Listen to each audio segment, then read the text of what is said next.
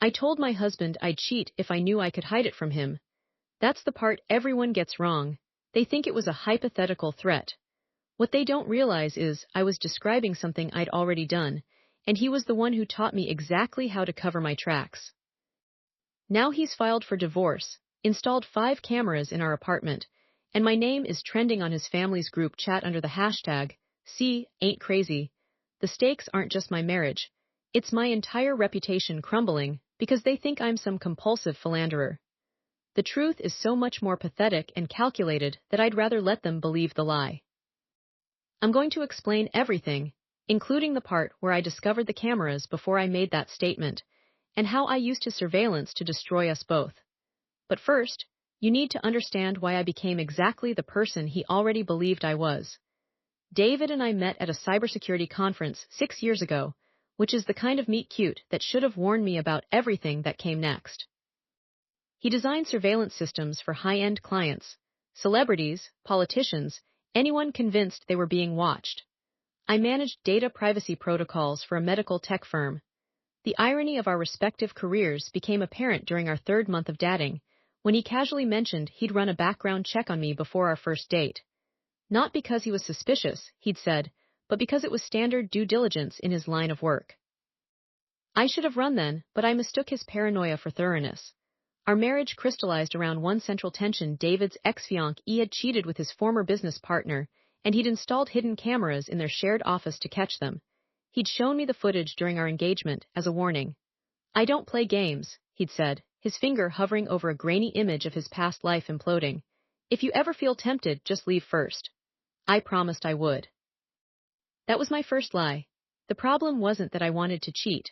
The problem was that David had spent 7 years treating my phone like a crime scene, my email like probable cause, my friendship with Mark from work like an open investigation. Mark coordinated clinical trials. We grabbed coffee twice a week to review patient data protocols. But Mark laughed at my jokes, and David only monitored my expression for signs of guilt. By our 5th anniversary, I developed a system. I deleted text threads immediately after conversations. I used Signal for anything personal, even grocery lists. I kept my phone face down at all times, not to hide affairs, but to avoid the 20-minute interrogations about why I'd liked someone's Instagram post 3 years ago. I told myself this was normal marital adaptation. Then Mark's mother died, and he asked if I'd attend the funeral with him. "As a friend," he'd said, his voice cracking. "I can't do it alone." I told David I had a work conference that weekend.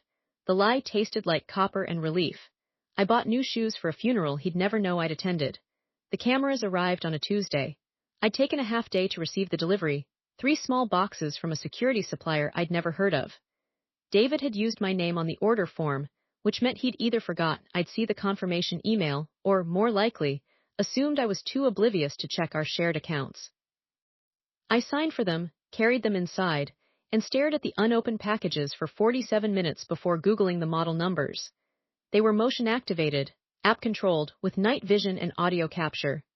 The kind David usually installed for clients who suspected their housekeepers of stealing prescription medication. I unpacked them, examined the sleek black casings, and repackaged everything exactly as I'd found it.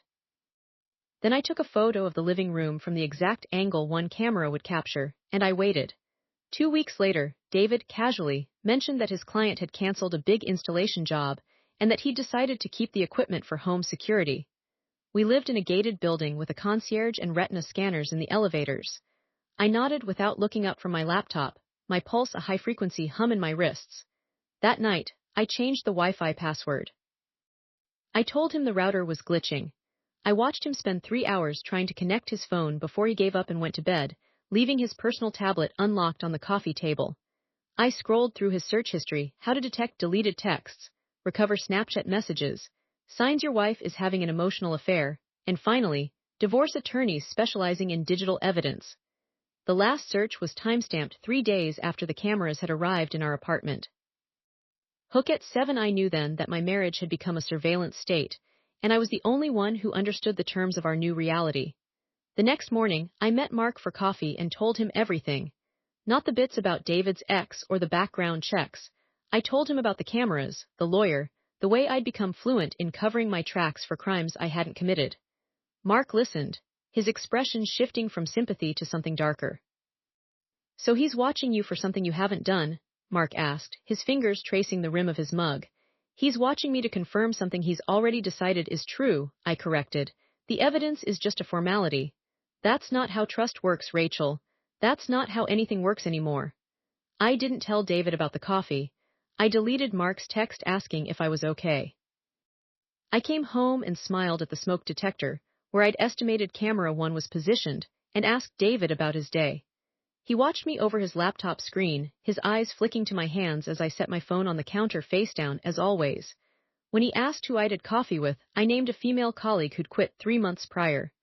The name came out smoothly, a practiced deflection. David nodded, his jaw tight, and I watched him make a note in his phone. At 13, I learned the term parallel construction from David's work files, how to build a legal case backwards from a conclusion, and realized he'd been using it on me for years. Mark started texting more frequently. Not about work, but about books, podcasts, the kind of small talk David had abandoned after our 2nd year. I answered every message, each response a tiny act of rebellion I couldn't name. The conversations stayed professional, borderline friendly, but I curated them like evidence, knowing they'd look incriminating if recovered. David's sister invited us to dinner, and I caught her studying me across the table like I was a puzzle she'd already solved. David says you've been working late a lot, she mentioned, passing the bread basket. He worries about you. The subtext was clear. David had begun his disclosure campaign, laying groundwork for the inevitable. I smiled and said the new compliance regulations were demanding. I described fictional late-night audits, fabricated conference calls with European regulators. Each lie created armor against the truth I was protecting, not an affair, but the fact that I'd become someone who lied reflexively, who'd learned to treat intimacy like a hostile deposition. The weekend of Mark's mother's funeral arrived, and I maintained my conference alibi with such conviction that David drove me to the airport. He hugged me goodbye at departures, his hands lingering on my shoulders like he was measuring for a coffin. Text me when you land, he said, and send photos of your hotel room. I kissed his cheek, my lips numb. Of course, I whispered, already planning the 5-hour drive to the funeral back in our city. The burial was small, bleak. Mark stood dry-eyed beside the casket, and when they lowered her into the ground, he took my hand. His palm was cold. We didn't speak on the drive back. He dropped me at a coffee shop 3 blocks from our building, and I sat there for 2 hours, building my alibi one Instagram story at a time. Carefully cropped photos of generic hotel art I'd saved from a work trip 6 months ago. A selfie in a friend's living room from a party I'd missed. Each post backdated and geotagged to a hotel across town. Hook at 18 later, I would learn that David had hired a private investigator who'd photographed us holding hands at the cemetery, and that he'd known about the fake conference since Friday. The Monday after my non-existent conference, David installed the cameras. He did it while I was at work, his movements precise, documented in a shared Google Calendar he'd labeled Home Security Upgrade. I watched him through the app I'd connected to his tablet, the one he'd forgotten to log out of. He placed one in the living room, angled toward the couch. Another in the kitchen, facing the island where I drank my morning coffee. A third in our bedroom, positioned to capture the bed and the closet where I kept my phone charger. He didn't hide them. That was the part that made me understand his strategy. They were visible, obvious, a message: I am watching you watching me. That evening, he asked about my conference over dinner. I described imaginary PowerPoint presentations, fabricated networking events. He nodded, his eyes drifting to the living room camera, a small black eye blinking steady red. Sounds productive, he said. Very, I agreed, and I smiled directly into the lens. Mark texted that night, you okay? You've been quiet. I typed and deleted 6 responses before settling on marriage stuff. Complicated. Want to talk about it? I looked at the camera in our bedroom, its unblinking gaze fixed on where I sat cross-legged on the comforter. Not safe, I wrote back. Hook at 22. What I didn't know was that David had already downloaded my deleted messages from our carrier account, and he'd read every conversation I'd had with Mark for the past 6 months. The confrontation came on a Thursday.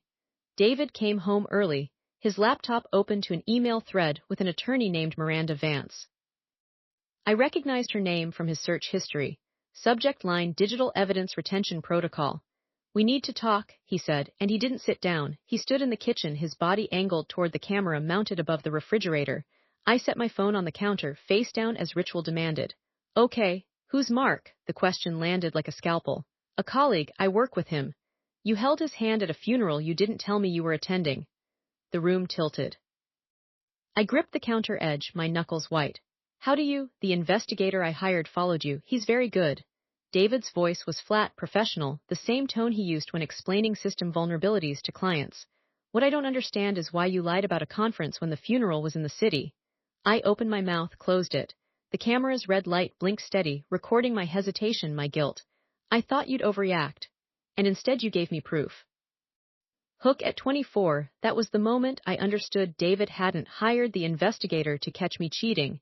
He'd hired him to document my reaction to being surveilled, building a case for intentional infliction of emotional distress. The next morning, I found divorce papers on the counter, next to my coffee mug.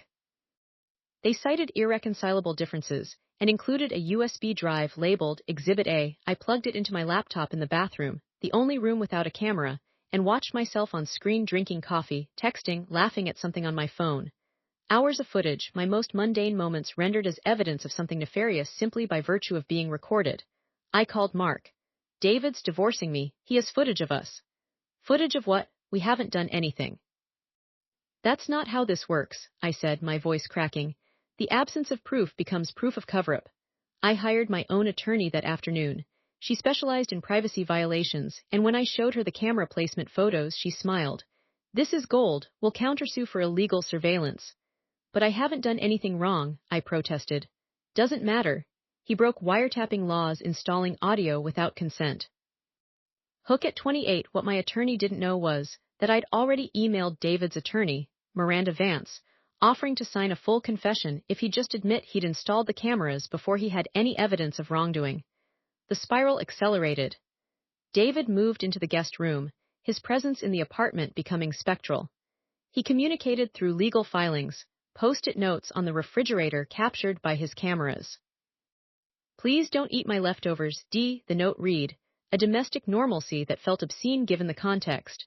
I began performing for the lenses. I staged phone calls to my sister, crying about David's paranoia. I left my laptop open to articles about spousal surveillance abuse. I wanted him to watch me weaponizing his own documentation against him. Mark stopped responding to my texts after his girlfriend found our message thread. She'd seen one photo, me in a coffee shop, timestamped during my fake conference, and recognized the location 3 blocks from our building.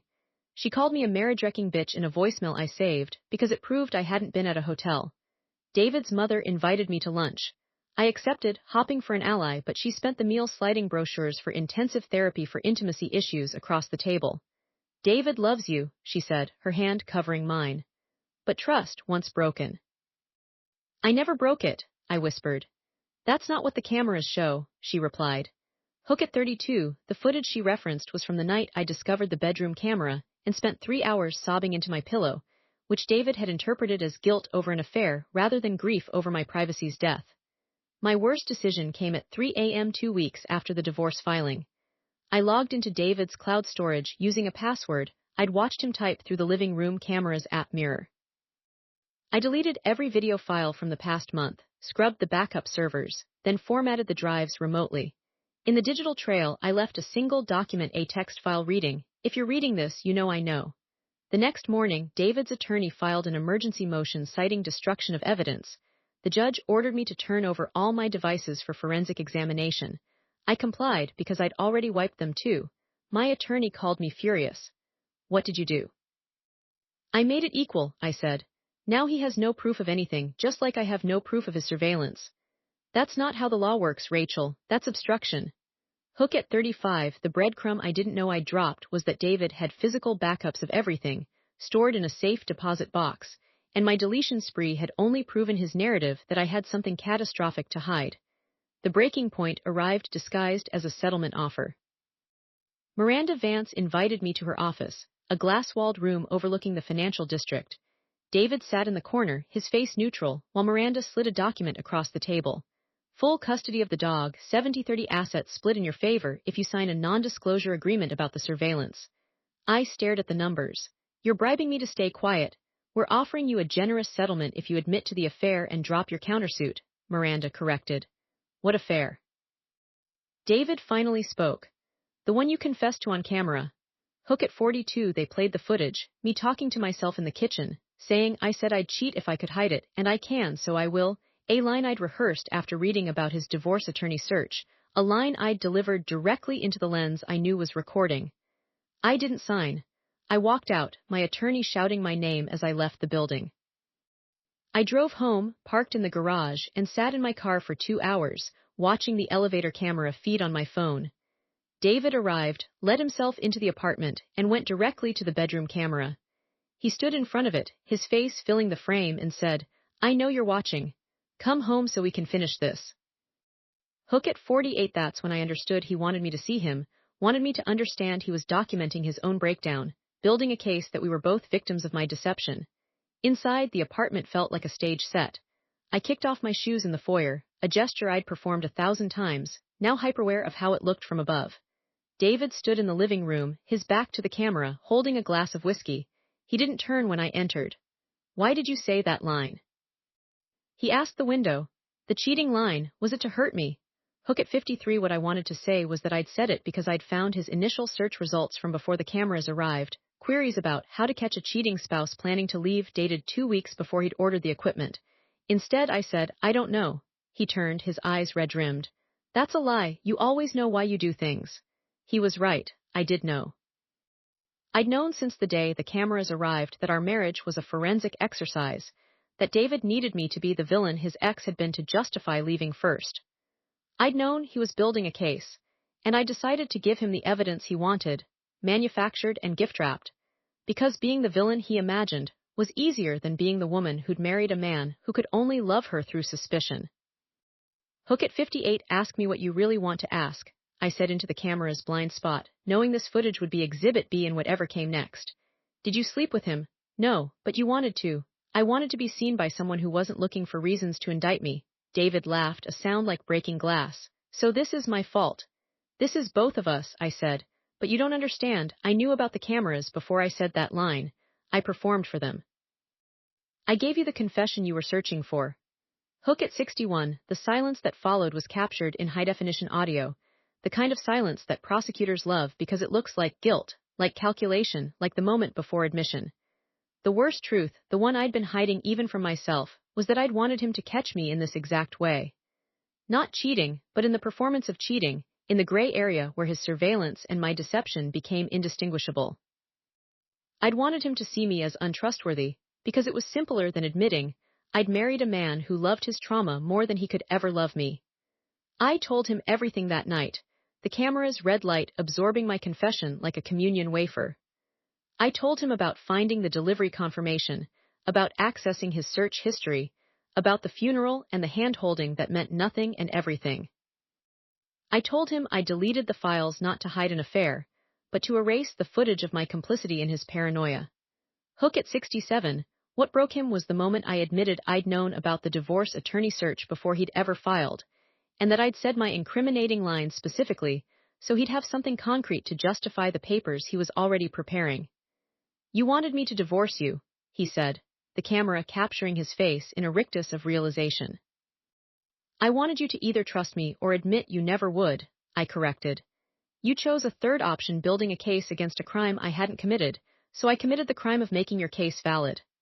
Hook at 72, the footage from that night, which his attorney later played in mediation, showed me sobbing that I'd rather be the villain than live under investigation, a soundbite that made me sound sociopathic rather than desperate. The immediate fallout was clinical. David moved out within 48 hours. His attorney subpoenaed my therapy records, my menstrual cycle app data, my Netflix viewing history, anything that might prove premeditation. My countersuit for illegal surveillance was dismissed when his team produced a waiver I'd signed on our wedding day, buried in the prenup, consenting to mutual security measures in our shared home. I hadn't remembered signing it. I hadn't remembered much of the prenup at all. I'd been too in love with the idea that someone wanted to protect themselves from losing me. Hook at 77, the final shoe dropped when his forensic team recovered my deleted texts with Mark and discovered that on the night I'd found the cameras, I'd texted Mark, he finally did it. Now I can stop pretending this marriage was ever going to work. The aftermath was a spread in our social circle. a stain that kept blooming.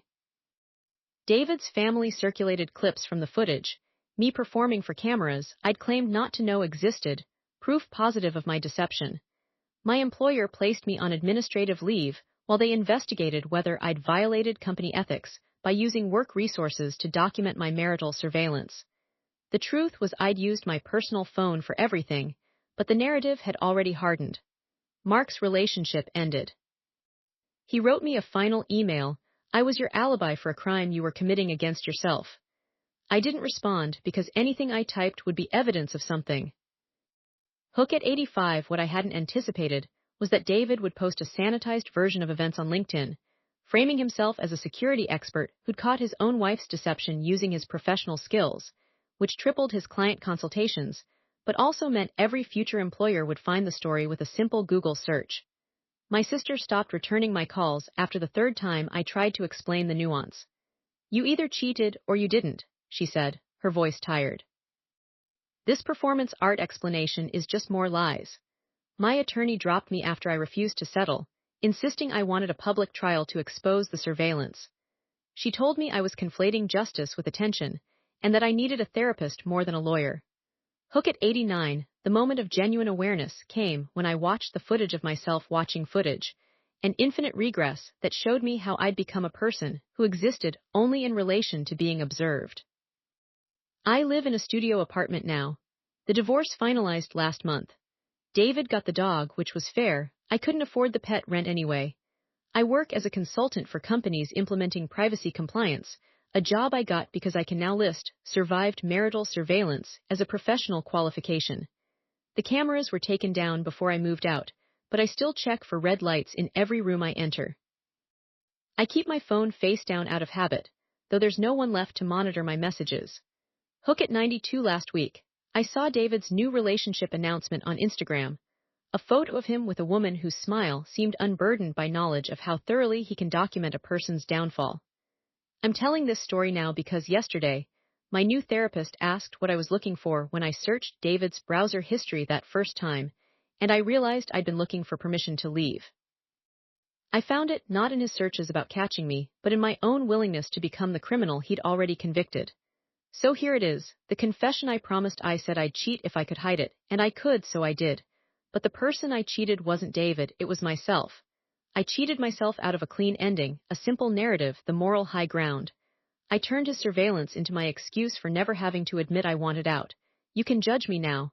Most people do. They say I created drama where there could have been dignity, that I gaslit a man who was already traumatized, that I played games with someone who only wanted security. They're not wrong, but they don't understand that sometimes the only way to escape a life of being monitored is to give the watcher exactly what they're looking for, to perform the sin they've already scripted, to burn down the cage from the inside even if you scorch yourself in the process. David got his proof. I got my exit. The cameras captured everything, which means they captured nothing at all.